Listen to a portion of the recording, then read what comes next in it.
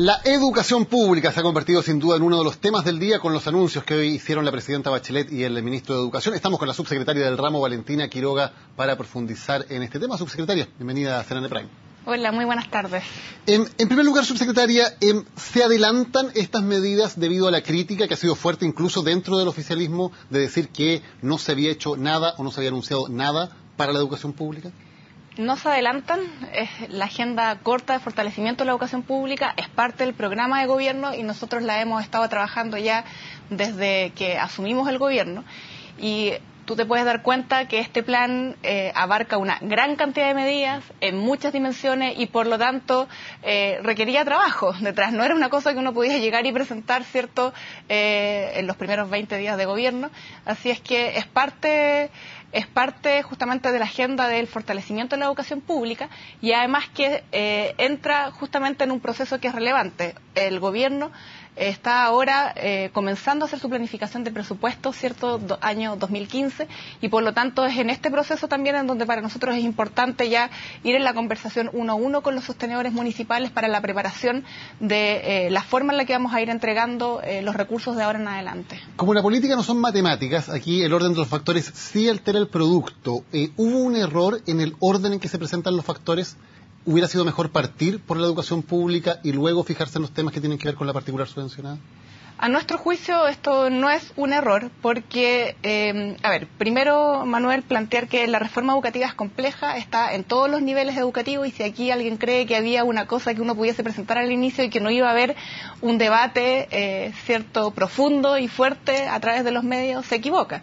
La reforma es multidimensional, es sistémica en los tres niveles. Vas a ver también que cuando hablemos de la nueva institucionalidad de la educación pública, cuando hablemos también de la nueva carrera de desarrollo profesional docente, cuando hablemos de la reforma de educación superior, ¿cierto? No me cabe duda de que también vamos a tener fuertes debates, ¿cierto? Y discusión sobre algunas de las materias en particular que esta reforma contempla. Así es que, en ese sentido, dejar claro que aquí no hay nada que sea, que uno haya podido decir rápidamente, fácil, que a todo el mundo le guste. Hay varios elementos que son así, pero que son parte de un conjunto de medidas. Ahora, las medidas que se conocen hoy es una agenda inmediata.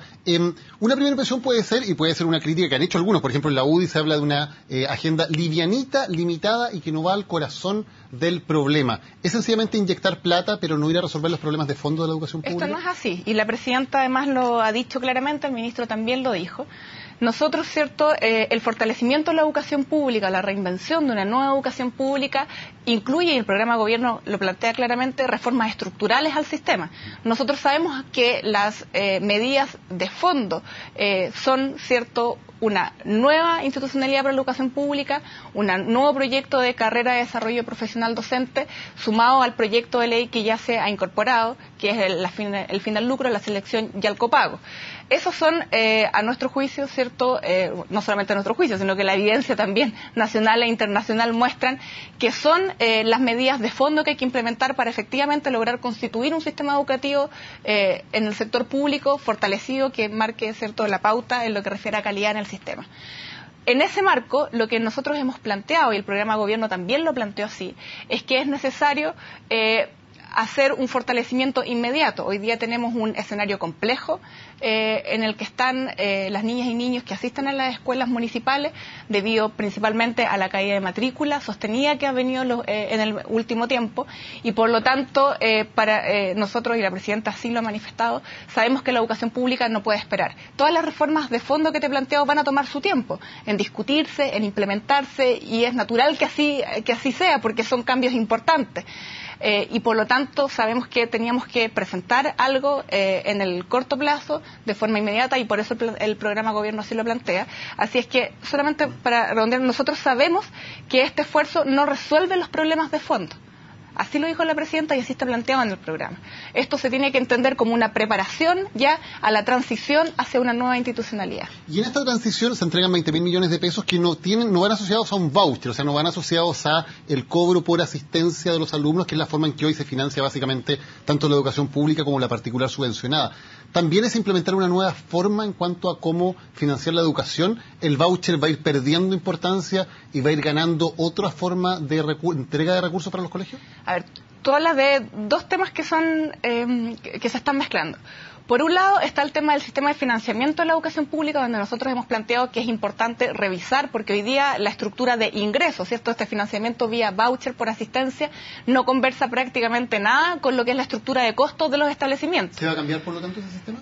Es parte de los diálogos, ¿cierto?, que hemos planteado con la ciudadanía y a nuestro juicio sí tiene que revisarse y vamos a hacer un planteamiento al respecto, pero que eso va a ser planteado entonces en el marco de una nueva institucionalidad de la educación pública con esa conversación. Los 20.000 millones a los que tú hacías referencia es una parte de los recursos. Este plan que hoy día la presidenta ha anunciado al país tiene varias vías de financiamiento.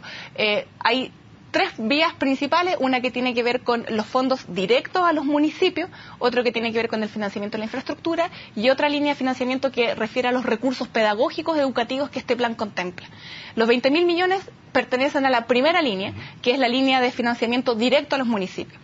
Para este año ya había presupuestos en el presupuesto directo a los municipios, y lo que nosotros estamos haciendo es aumentar en un 17% esos recursos, y ahí es donde se añaden esos 20.000 millones. Pero este es un financiamiento que va directo a los sostenedores, ya que no es que con estos 20.000 vamos a financiar todo, sino que esto es solamente un aumento, y lo que vamos a ir haciendo es que el plan completo va a ir los recursos para todo este plan van a ir aumentando año a año con el presupuesto de la Nación, pero para que tengas un orden de magnitud es del orden de los 400.000 millones. Subsecretaria, y cuando se pone esta cantidad importante de plata en un sistema que ustedes mismos dicen no funciona, hay que cambiarlo, ¿no es poner más y más recursos en algo que finalmente es un barril sin fondo, porque mientras no haya reformas estructurales no va a mejorar la calidad de la educación?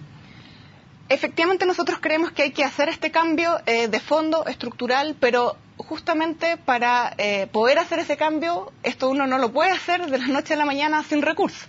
La transición requiere una preparación, requiere recursos, y por lo tanto este plan se enmarca dentro de ese proceso para comenzar a preparar la transición. Y para el tema que tú planteas, que si esto es un barril sin fondo o no lo es, hoy día el Ministerio de Educación entrega los recursos en general al sistema, a los establecimientos contra demanda. ¿Qué significa esto? Por ejemplo, si tú tienes demanda de infraestructura, tienes recursos de infraestructura, hoy día funciona que los sostenedores levantan proyectos y contra eso entonces el Ministerio puede o no, hacer en concurso y presenta un financiamiento. Esa es una lógica en donde lo que termina ocurriendo es que obviamente aquellos sostenedores o los municipios, en el caso cierto de los municipios más grandes, con mayor capacidad, son los que presentan los proyectos más grandes, más atractivos, y por lo tanto son los que se terminan llevando la mayor cantidad de recursos. En esta lógica, lo que nosotros estamos haciendo, y es por eso que hemos hablado de que este plan de fortalecimiento va acompañado de un nuevo marco, cierto acuerdo con los municipios, porque lo que estamos haciendo, lo que vamos a desarrollar, a seguir desarrollando, es ir levantando municipio a municipio cuáles son sus necesidades y en función de eso firmar un convenio con los municipios para que los recursos que el Ministerio entregue sean entonces para satisfacer esas necesidades que nosotros y en conjunto con ellos detectemos. Entonces esto ya no va a estar en la lógica de que tenemos un ministerio que entrega recursos, cierto, contra demanda, sino que este es un ministerio que va a apoyar a la educación pública, acompañarlos en el proceso, ayudarlos a levantar diagnósticos y en función de eso entonces entregar recursos.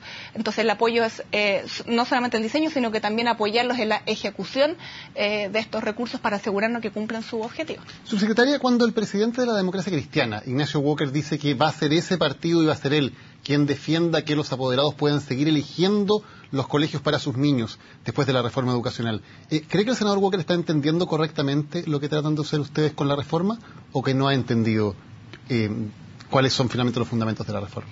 Bueno, la presidenta también lo ha dicho claramente, el programa de gobierno, el ministro, yo en innumerables oportunidades. El programa de gobierno, y el proyecto de ley que se acaba de, que no se acaba, sino que ya hace un par de semanas ya que se incorporó al Congreso, que pone fin al lucro, a la selección y al copago, garantiza la libre elección de las familias, cierto, de los establecimientos que ellos deseen para su hijo. Ese es un valor de nuestro sistema, eso nosotros lo defendemos y de hecho lo defendemos tanto que estamos avanzando justamente en fortalecer esa decisión. Hoy día lo que ocurre es que son los establecimientos los que eligen a sus estudiantes, y nosotros creemos que son las familias las que tienen que elegir los establecimientos y no al revés.